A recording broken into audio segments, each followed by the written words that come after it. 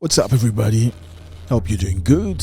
I'm doing great. It's a beautiful day. Once more, it's always a pleasure to have you here with us. I was discussing with a friend of mine about the situation, cultural situation. I believe we even made a video about cultural stuff. I think 2-3 videos ago, we spoke about how important it is to be attached to the culture. It's very necessary to understand one's culture because that's our identity.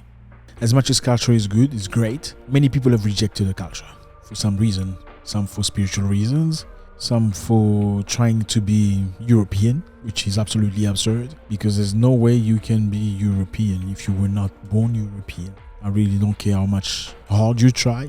You can try, but you know what happens at the end? You start complaining, talking about racism when racist incidents occur.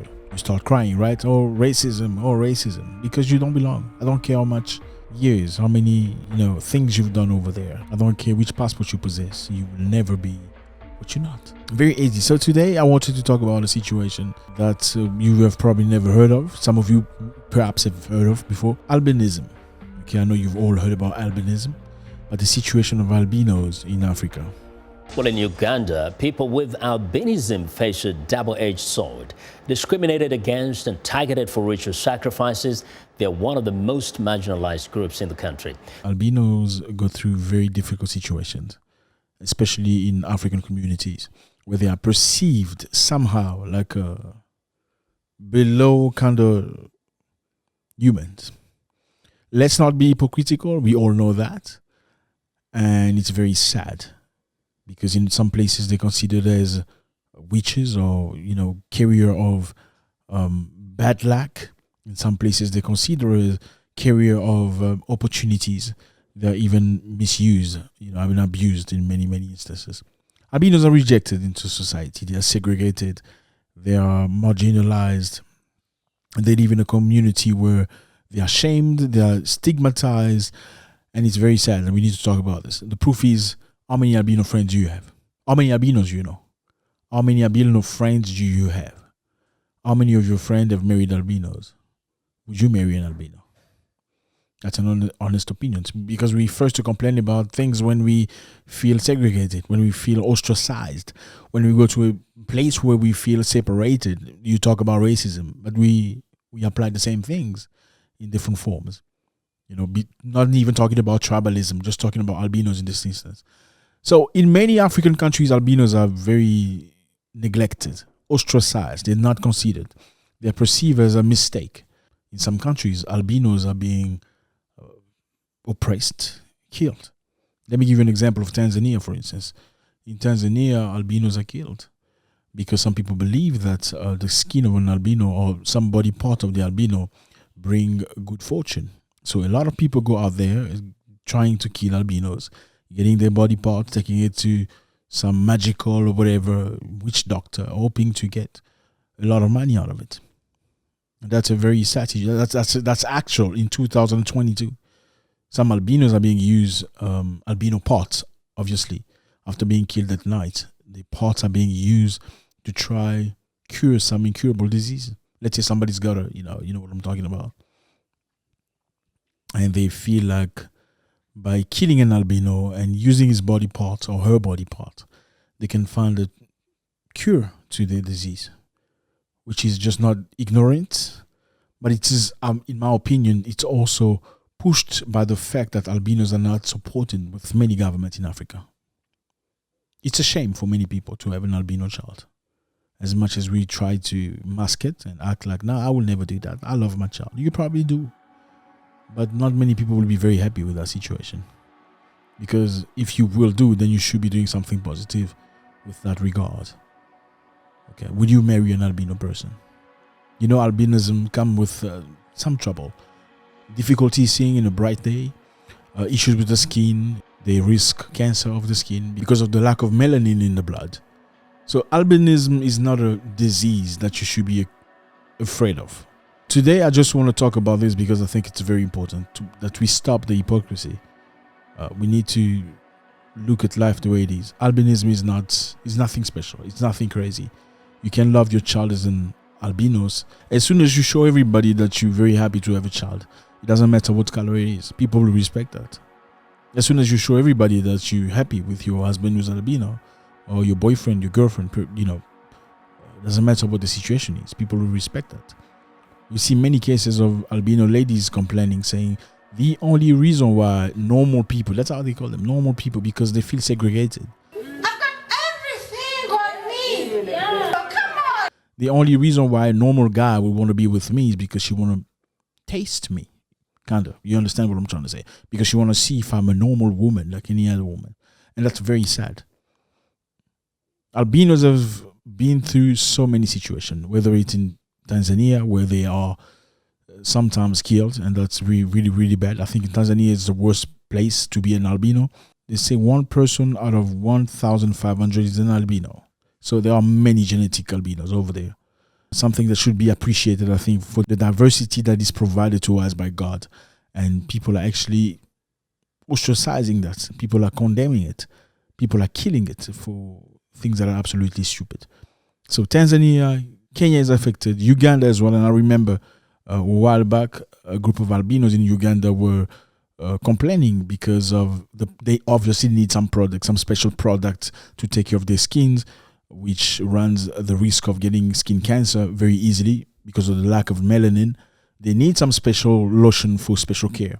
And they could not afford to get these things because these products are often very taxed highly. Okay? They taxed by the government when they come into the country. And they were asking the government to sort of despise or remove the tax because these products are necessity for them.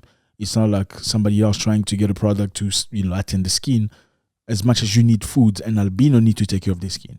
Then you get Kenya, Nigeria, same story. And we're not going to get into the details of that. And it's very sad. As much as we love the African culture, there are so many things that happen in Africa that saddens my heart, and I believe will sadden your heart as well. Did you know that there is a specific place in Africa where twins are not tolerated? Yes, twins, baby twins. If you have a baby or you have babies that are twins, you are considered like a carrier of curses. The twins in this specific place are considered as a curse. It's called Mananjari in Madagascar. If you have twins, you're either going to throw them away or you're going to leave the community. Ancestors will command through an elderly person saying you need to remove the twins within the community. What are the reasons? Nobody knows.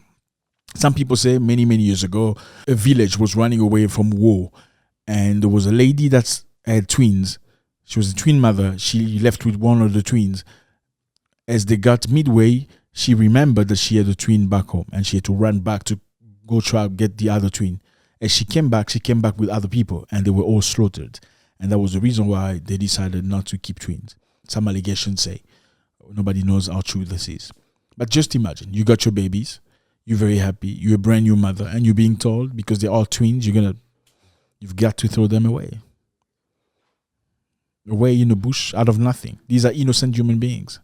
And this is culture. And they're telling you we cannot change the culture. In 2022, we cannot change the culture. What does this taboo mean for a twin that's born? Twins, they are not like common children. They are to be rejected. In the deep country, they are not considered as persons. And there are many places all these twins are being kept, being taken care of. These kids are not orphans. Their parents are alive, well alive and strong. But they cannot profit from a normal childhood, a normal life with their parents and family and friends because of a culture, some nasty, crazy culture, tradition that need to be respected. These are the reality of Africa that many people never heard of, never hear about, never talked about. I don't personally believe in countries because I do believe that Africa is one big village. We were separated when the colonialists came. They created the concept of countries. I mean, many years ago, we never used to need any visas or any passports to travel to the next country. You didn't need a visa or passport to go to Nigeria, to go to Ghana, Gabon, DRC, or Uganda, or Kenya. You did not need that. Today, you need an ID. Why do you need an ID? It's normalized because this is what we're born into. And whatever you're born into, you find normal. Just like killing albinos, just like, rejecting twins. Many things we do today are not normal. We find it normal, but it's not. You don't need a passport to identify yourself to go to your neighbors. You do not need that. Because that's how our ancestors lived. They went to their neighbors and saying, hey, hello, I'm here, I'm visiting, hey, welcome. There was nothing to worry about. The reason why they created countries for profit, not our profit, for Europe profit. They wanted to separate each part of Africa as a country in the goals of exploiting and stealing and taking as much as possible without making war with each other. So the goal was, okay, because France is coming here and Britain is coming here, let not fight each other. We're going to make this a country that you're going to govern and exploit and steal from. I'm going to make this Uganda or Kenya or whatever, and I'm going to exploit this without you coming here. So everybody has their zone. That's how the countries were born. But in all, we want people. That's why you see very similar cultures, very similar things within our different so-called countries. I mean, in your country, you take the dowry, not you. Okay, in your country you probably eat what some people call ugali, some people call posho or kaunga, some people call fufu, some people call pap. Why? Because we all got a melting pot. We all come from a melting pot. We have a common point somewhere. So today I wanted us to talk about this. I think it's very necessary. As much as we need to dance and be happy, we need to have a special thought to these albinos that are discriminalized against. We need to show them more love. If you are exposed to these people, you need to show them more consideration. Don't talk down on them. I mean, we tend to be innocent, but we're not. In reality, we're not. Because a lot of the people, the big people of Central Africa, let's only talk about Central Africa, who are the Bantus. The Bantus came from Cameroon down to Central Africa and going all the way back to Southern Africa. The Bantus came and they killed the pygmies. You know the pygmies, the short guys, the short people. Then the Bantus occupied the land. Today, you could look into many governments. You barely see pygmies represented in government. You only see Bantus. Bantus today that are claiming some other Africans do not belong there. They should go back to their countries, go back to where they come from. But these very Bantus massacred the pygmy that they do not even consider today. They're not even represented, whether it's in government, in office, in corporate, nowhere to be found. They call them the forest people. Then when we go overseas, we complain about racism. We talk about segregation, discriminatory measures and stuff like that. The same things we complain about are curiously the same things we sort of apply in different avenues, in different ways. And that's very sad. God bless.